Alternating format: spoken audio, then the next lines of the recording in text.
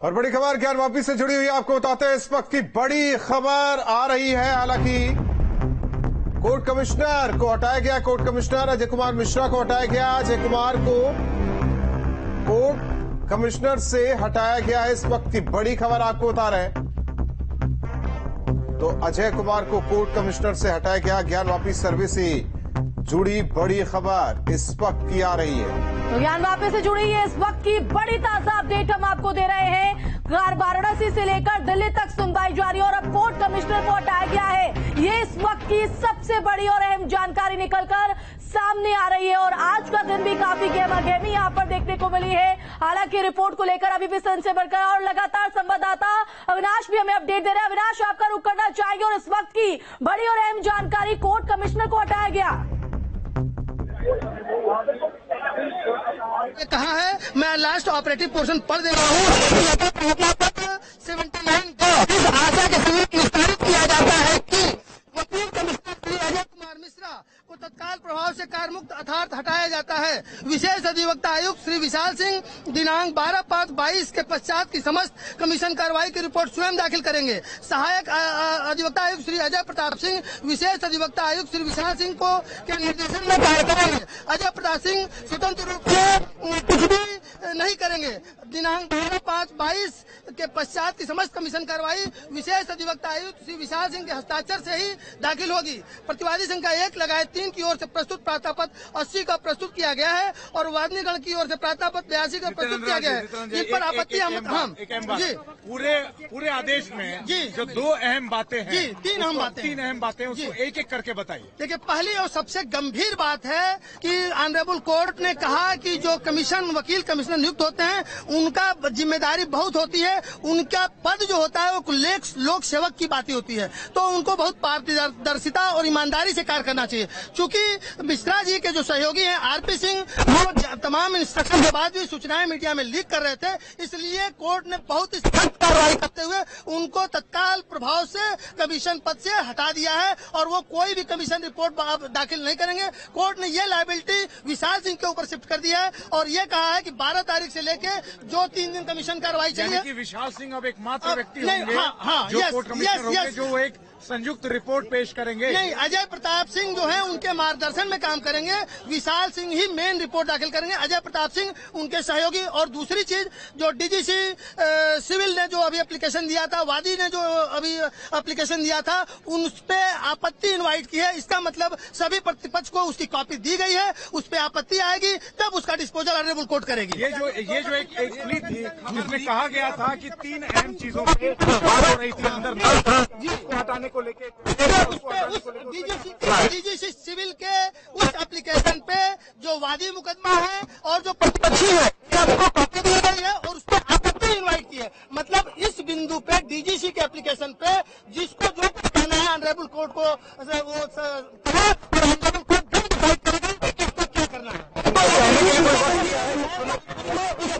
Application का disposal 18/5/22 को होगा। अगली सुनवाई 18 तारीख होगी। यस, परसों नहीं, 18 मतलब कल वजू की दीवार को तोड़ने को लेके भी एक पिटीशन थी, वो तीसरी पिटीशन थी, तो उस पे भी आपत्ति इनवाइट हुई, उसका भी डिस्पोजल कल होगा। यानी कि 2 जो पिटीशंस हैं जी, उस पे कल डिस्पोजल यस। आज एक फैसला आया है जिसमें 2 दिन का समय दिया गया है रिपोर्ट दाखिल करने के लिए। एग्जैक्टली अजय कुमार मिश्रा को हटा दिया गया। एकदम यही फाइनल एकदम वर्डिक्ट है। क्या एक कारण, सबसे बड़ी बात जो आप बता रहे थे, जो खबरें लीक करने वाली बात थी, उसको बताइए। देखिए, इसमें ऑनरेबल कोर्ट ने बहुत ही एलिगेशन लगाया है कि जब कोई अधिवक्ता आयुक्त के रूप में नियुक्त किया जाता है तथा कमीशन का कार्य करता है, तब उसकी स्थिति एक लोक सेवक की होती है। तो उससे अपेक्षा की जाती है कि वह कमीशन कार्रवाई का संपादन पूरी निष्पक्षता व ईमानदारी से करेगा तथा कोई भी गैर जिम्मेदारा बयान आदि पब्लिक में नहीं देगा। जबकि अधिवक्ता आयुक्त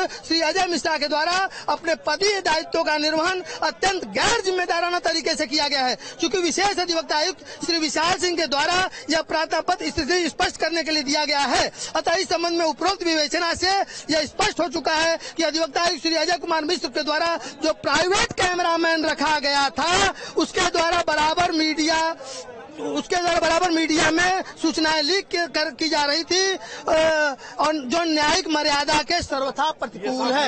ये साफ ऑर्डर में लिखा है, साफ ऑर्डर में लिखा है, एकदम साफ लिखा है। मैं इसको फिर से रिपीट कर दूं कि अतः इस संबंध में उपरोक्त विवेचना से स्पष्ट हो चुका है कि अधिवक्ता आयुक्त श्री अजय कुमार मिश्र के द्वारा जो प्राइवेट कैमरामैन रखा गया था उसके द्वारा बराबर मीडिया बाइट दी गई। किसकी तरफ से लगाए गए? ये विशाल सिंह के द्वारा लगाए गए थे आरोप, इन राइटिंग लगाए गए थे। यस, इसमें एप्लीकेशन पत्र, इस पे कोर्ट ने जो कहा उसको मैं पढ़ दे रहा हूँ।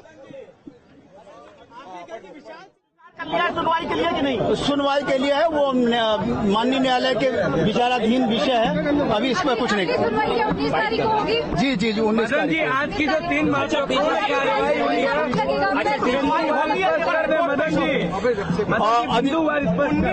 सुनवाई होगी मदन जी या रिपोर्ट पेश होगी? अधिवक्ता आयुक्त गण 19 तारीख को अर्थात 2 दिन के बाद उन्होंने माननीय न्यायालय के समक्ष इच्छा प्रकट की है कि मैं समस्त आख्या सबमिट कर दूंगा। अच्छा, कोर्ट ने आदेश दिया कि नहीं इसके बारे में, इसके पक्ष में? किस पक्ष में? 2 दिन के समय के लिए कोर्ट ने आदेश दिया या फिर निसंदेह उनको समय मिल गया? समय मिल गया। अच्छा, बाकी जो आज जो डीसी सिविल ने जो प्रार्थना पत्र दिया था उसमें कोर्ट का क्या रुख रहा?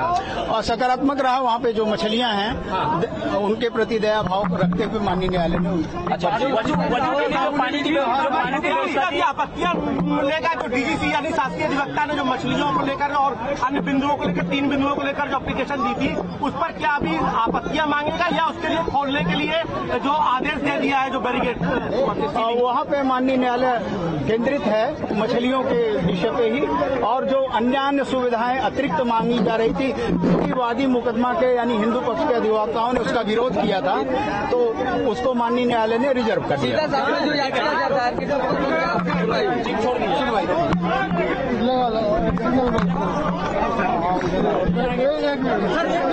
मैंने आदेश पारित कर दिया है। अब माननीय न्यायालय का आदेश सर्वोपरि है, उसके ऊपर कोई नहीं है। आपके ऊपर जिम्मेदारी और बढ़ गई है? जो जिम्मेदारी तो शुरू से ही ज्यादा थी। तो अजय मिश्र को क्या सहयोग नहीं कर रहे थे या इस तरह की? और पूरा आदेश एकदम विस्तृत है, उसको एक बार देख लें आप, और अजय प्रताप जी बताएंगे। बताइए। और मामले में क्या क्या आदेश दिया? कल की सुनवाई के लिए कल तारीख नियत है, शायद 82 की सुनवाई के लिए जो वादी पक्ष द्वारा दिया गया है उसकी सुनवाई के लिए। उससे हम लोगों से कोई मतलब नहीं है, हम लोगों को सिर्फ कमीशन की रिपोर्ट देनी है। उसके लिए 2 दिन का समय मिल गया। जी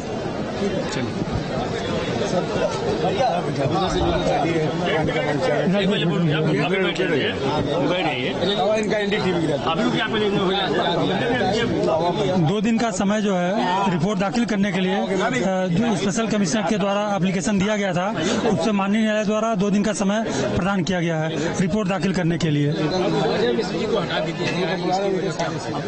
अब इस पे कोई टिप्पणी नहीं है। हाँ, अब यही समझ लिए थोड़ा कि थोड़ा बहुत सहयोग नहीं कर पा रहे थे, इसीलिए, और कोई टिप्पणी इसमें विशेष नहीं कर रहे। ठीक है कि खराब है क्या? नहीं, ठीक है, थोड़ा बहुत तबीयत खराब रही होगी, उतना अब जानकारी नहीं जी।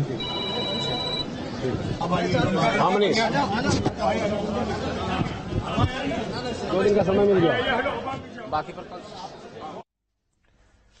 तो हम चीजें आपको बता देते हैं कोर्ट कमिश्नर को किस लिए हटाया गया है। दरअसल जिस तरीके से सुनवाई हुई थी इससे पहले कोर्ट कमिश्नर को हटाने को लेकर निष्पक्षता पर सवाल उठाए गए थे। हालांकि कोर्ट कमिश्नर को वही बहाल किया गया था, लेकिन उनके साथ 2 सहयोगियों को रखा गया था। उन्हीं में से एक सहयोगी ने